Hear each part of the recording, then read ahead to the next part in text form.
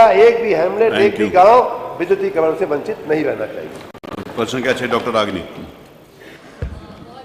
अध्यक्ष महोदय, आपने ऊर्जा विभाग मंत्री जी से प्रश्न पूछने का अवसर दिया।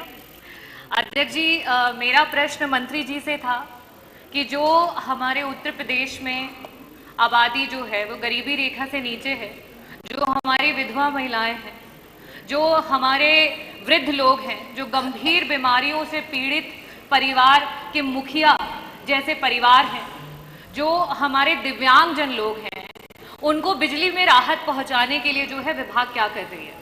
और मंत्री जी का जो जवाब है वो टैरिफ के जो है फेर बदल के अलावा और कुछ भी नहीं है इन आंकड़ों में। और अध्यक्ष जी, ये अजीब सी विडंबना है जो जनता भी महसूस करती है कि मंत्री जी जब सदन में रहते हैं तो उनका चेहरा कुछ और रहता है, तब वो आम बबूल की बात करते हैं, पिछली सरकारों की बातों को गिनवाते हैं और आग बबूला हो जाते हैं। और वही जब मंत्री जी क्षेत्र में जाते हैं तो क्षेत्र में प्रभु श्री राम और सीता मैया की कहानी बताते हैं, जयंत की आंख कैसे निकाल ली ये बात कहकर अपने अधिकारियों को डराते हैं। तो मंत्री जी, वही अधिकारियों की नाकामी आप यहाँ सदन में क्यों नहीं गिनवाते हैं? अध्यक्ष जी, मेरा प्रश्न जो मंत्री जी से था बहुत ही सीधा प्रश्न था, क्योंकि अभी नेता सदन ने भी अभिभाषण जो है उसमें उल्लेख किया कि 6 करोड़ परिवारों को जो है हम गरीबी रेखा से ऊपर तो ले आए हैं लेकिन राशन जरूर देंगे।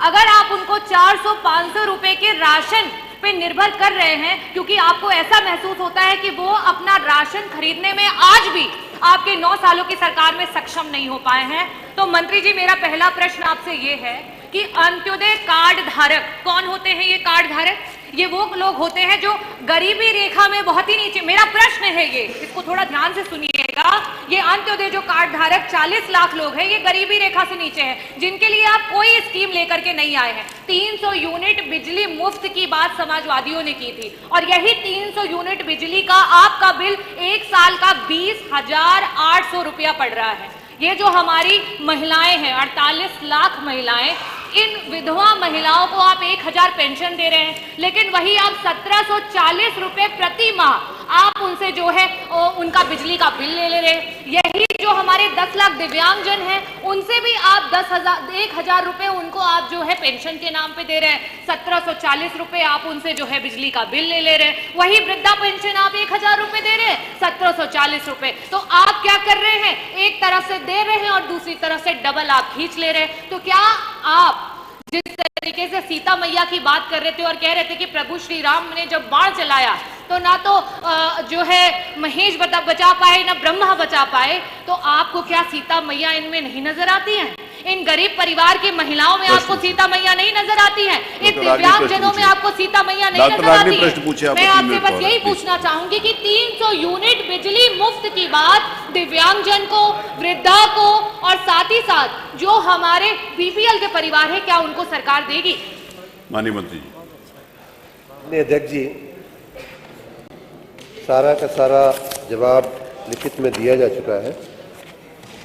और रही बात भगवान श्री राम के उस बाण की, तो वो बाण तो चल चुका है और इसीलिए आप में से बहुत सारे लोग मूर्छित होकर बाहर हो गए और जो बचे हैं उन पर ही बाण चालू है, बाण का प्रभाव चालू है।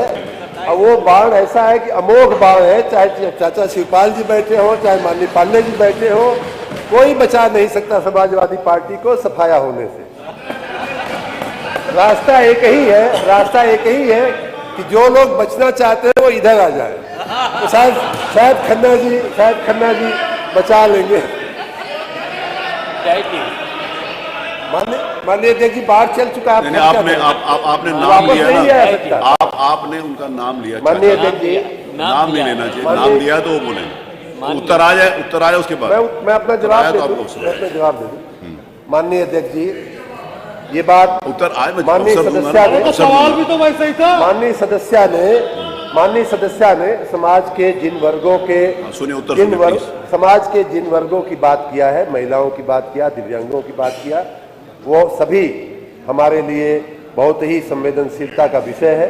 हम सभी, पूरी सरकार उस पर संवेदनशील होकर के, चाहे स्वास्थ्य की सेवा हो, चाहे बिजली की सेवा हो, चाहे अन्य तमाम सेवाएं हो, हम लोग उनका अच्छे से सेवा करने के लिए हम लोग प्रतिबद्ध हैं। रही बात कि समाज के कमजोर लोगों को कम दाम पे बिजली देने की या मुफ्त बिजली देने की जो इन्होंने बात किया, तो उसके लिए मैं बताना चाहूंगा, जो मैंने लिखा है, पढ़ा नहीं आपने माननीय सदस्य जी ने, कि हम लाइफ लाइन कंज्यूमर वो होते हैं, उनकी कैटेगरी जो है, जो सबसे गरीब आदमी होता है, जो बहुत कम बिजली का खपत करता है, 100 यूनिट तक की खपत करता है। ऐसे राज्य के, सुन लीजिए आंकड़ा सुन लीजिए, हमारे कुल कंज्यूमर माननीय अध्यक्ष जी 3,72,00,000 है, और उनमें से 1,68,00,000 लगभग आधे कंज्यूमर्स को जो है हम 53% कम दाम पे बिजली हम लोग दे रहे हैं, मुफ्त बिजली दे रहे हैं लाइफ लाइन कंज्यूमर। इतना ही नहीं, दूसरी कैटेगरी की अगर हम बात करें तो ग्रामीण क्षेत्र में जो लोग आते हैं उनको भी हम लोग जो सरकारी जो कास्ट ऑफ सप्लाई हमारी होती है उसकी अपेक्षा लगभग 50% की छूट के साथ हम लोग बिजली की सप्लाई करते हैं। आपकी जानकारी में शायद ये नहीं होगा। तीसरा कैटेगरी आप सुन लीजिए, तीसरी ये भी है कि नॉर्मल जो हमारा विद्युत का उत्पादन, उसकी पूरी व्यवस्था का खर्च, मैनेजमेंट मेंटेनेंस का खर्च को अगर जोड़ा जाए, कास्ट ऑफ सप्लाई को देखा जाए, तो हमारे राज्य में बहुत ही हेविली सब्सिडाइज बिजली हम लोग जो है पूरे सभी उपभोक्ताओं को दे रहे हैं।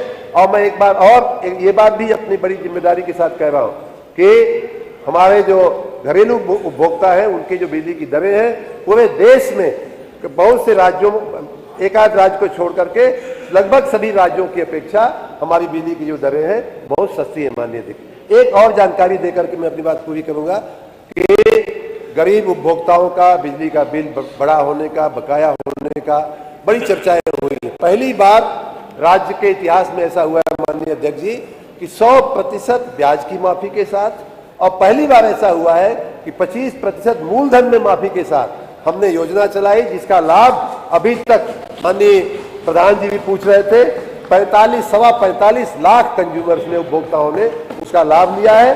और जितना पैसा माननीय अध्यक्ष जी हमें मिला, सरकार को मिला है, उसका 2 गुना पैसा उपभोक्ताओं का हमने माफ किया है। अगर मैं आंकड़ा बोलूं तो 4,600 करोड़ रुपया सरकार को मिला और 8,400 करोड़ रुपए से ज्यादा जो है उपभोक्ताओं को हमने छूट दिया है।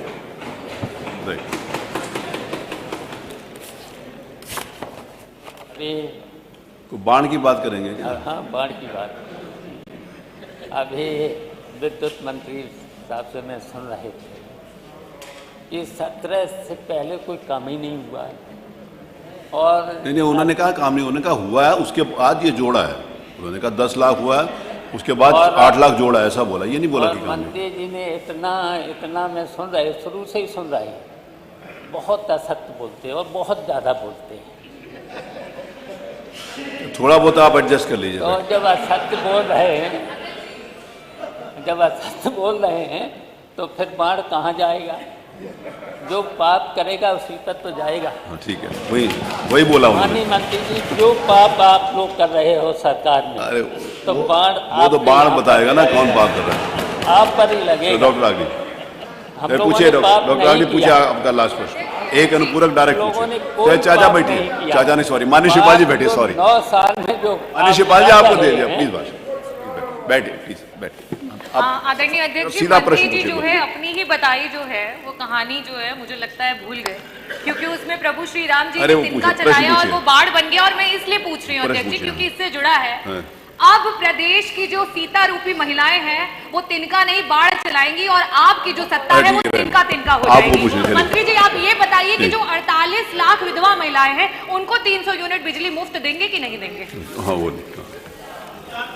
नहीं। हमारे समाज के जो कमजोर वर्ग हैं, चाहे विधवा महिलाएं हो, चाहे वृद्धा महिलाएं हो, चाहे अपंग दिव्यांग लोग हैं, उन सब के लिए कल्याणकारी योजनाएं हैं। और उन सबको मैंने लाइफ लाइन में बहुत सारे ये सब सारी कैटेगरी आती है। और ये मैं तो कहूँगा कि ऐसे लोगों को डॉक्टर साहब लोग भी मुफ्त में दवाई करें। उनमें ऐसे गरीबों डॉक्टर साहब लोग, मैं माननीय स्वास्थ्य मंत्री जी से कहूँगा कि कोई ऐसा कोई वीडियो निकालिए कि डॉक्टर साहब, अगर वो मैं तो मुफ्त में ही करती हूँ और 100 यूनिट पे 50 रुपया टैरिफ, वही 101 रुपया पे 90 रुपए टैरिफ। अरे मंत्री जी डॉक्टर आर के वर्मा प्रश्न संख्या 7। डॉक्टर आर के वर्मा। आपने बिजली के प्रश्न पर अनुपूरक करने की अनुमति दी, आपको इसके लिए बहुत बहुत आभार। महोदय, प्रतिदिन जलने वाला बिजली का ट्रांसफार्मर पूछ रहा है भारतीय जनता पार्टी की सरकार से, प्रतिदिन जलने वाला बिजली का ट्रांसफार्मर पूछ रहा है भारतीय जनता पार्टी की सरकार से कि मैं कैसे जला, मैं कैसे जला, ओवरलोड से जला हूं